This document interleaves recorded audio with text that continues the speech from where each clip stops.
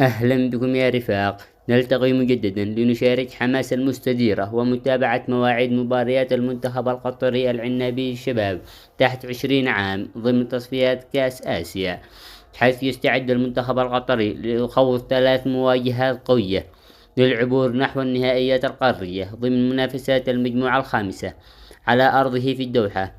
إليكم في هذا الفيديو سوف نستعرض معكم مباريات المنتخب القطري ضمن تصفيات كأس آسيا المؤهلة إلى كأس آسيا 2027 في السعودية.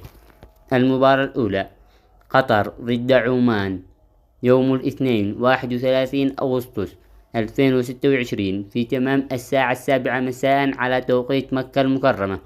المباراة الثانية قطر ضد السعودية يوم الخميس 3 سبتمبر 2026 في تمام الساعة 7 مساء على توقيت مكة المكرمة. المباراة الثالثة قطر ضد هونغ كونغ يوم الأحد 6 سبتمبر 2026 في تمام الساعة 7 مساء على توقيت مكة المكرمة.